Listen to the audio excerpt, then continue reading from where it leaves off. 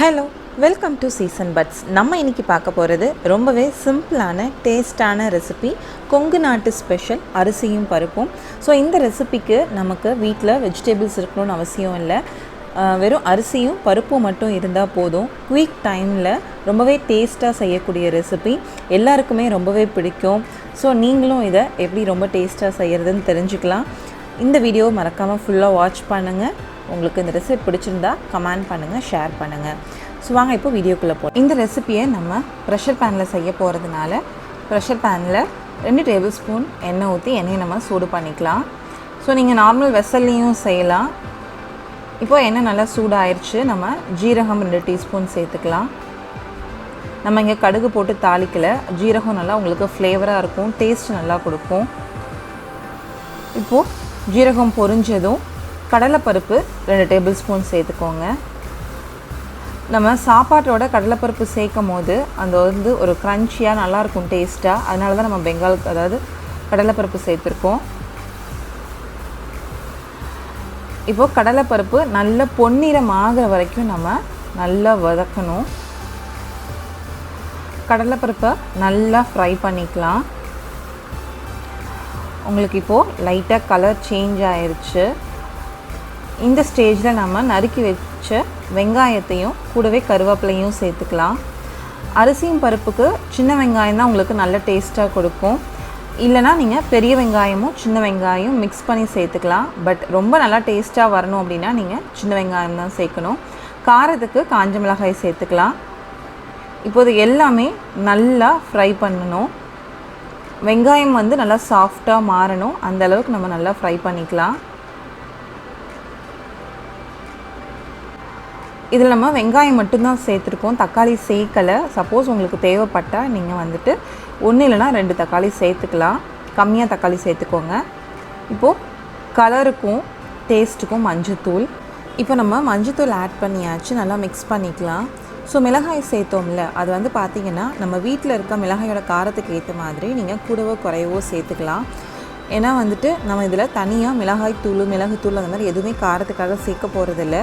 Only மிளகாயோட காரத்தில் தான் இந்த சாப்பாடு செய்ய போகிறதுனால நீங்கள் அதுக்கேற்ற மாதிரி அட்ஜஸ்ட் பண்ணி போட்டுக்கோங்க. இப்போது தேவையான அளவு உப்பு சேர்த்துக்கலாம்.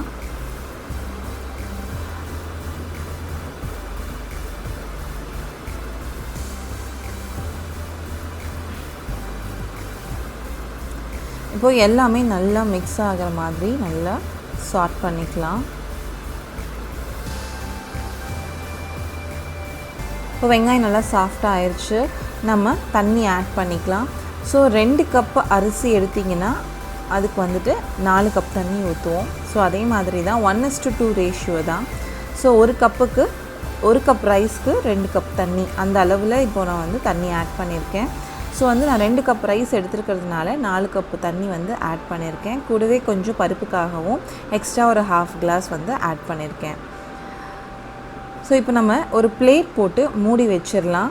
இப்போ நம்ம இந்த தண்ணி நல்லா கொதி வர வரைக்கும் வெயிட் பண்ணணும்.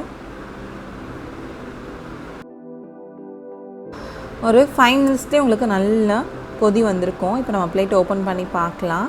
ஸோ பார்த்திங்கன்னா உங்களுக்கே நல்லா தெரியுது எந்த அளவுக்கு நல்லா பபுள்ஸ் ஃபார்ம் ஆகி கொதி வந்துட்டுருக்குன்னு. இந்த மாதிரி கொதி வரும்போது நம்ம ஆல்ரெடி ஊற வச்சுருக்க அரிசியை சேர்த்துக்கலாம்.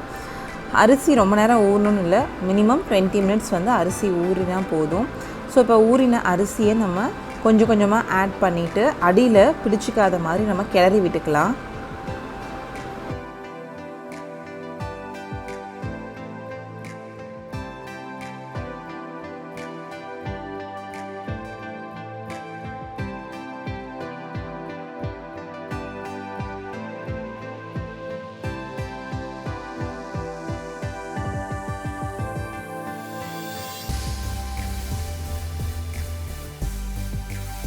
அரிசி ஆட் பண்ணி நல்லா ஒரு கொதி வந்ததுக்கப்புறம் நம்ம துவரம்பருப்பு சேர்த்துக்கலாம். இப்போ துவரம்பருப்பை நம்ம நல்லா கழுவிட்டு எடுத்து வச்சுருக்கோம். அந்த துவரம்பருப்பை தான் சேர்த்துருக்கோம். துவரம்பருப்பு சீக்கிரம் வெந்துருன்றதுனால அரிசி ஆட் பண்ணி ஒரு கொதி வந்ததுக்கு அப்புறமேட்டு நம்ம துவரம்பருப்பையும் சேர்த்துட்டு இப்போ எல்லாமே நல்லா மிக்ஸ் ஆகிற மாதிரி கிளறி விட்டுக்கலாம். இப்போ நம்ம அரிசியும் பருப்புக்கு தேவையான எல்லா பொருளையும் சேர்த்தாச்சுங்க. இவ்வளோதான். ரொம்ப சிம்பிளான இன்க்ரீடியன்ஸ் தான். உங்கள் வீட்டில் உங்கள் அஞ்சரை பெட்டியில் எப்போவுமே இருக்கிற பொருளை வச்சு தான் நம்ம இன்றைக்கி இந்த சூப்பரான ரெசிபி செய்கிறோம்.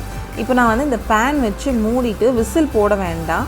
ஏன்னா நம்ம வந்துட்டு உங்களுக்கு அரிசி குழக்குலன்னு ஆகாமல் நல்லா விரைச்சிட்டு வரணும் அப்படின்னா நம்ம 3/4 வேக்காடு வேகிற வரைக்கும் சும்மா வந்து க்ளோஸ் பண்ணி வேக வச்சுட்டு அதுக்கப்புறமேட்டு ஒரு விசில் விட்டோனாலே போதும்.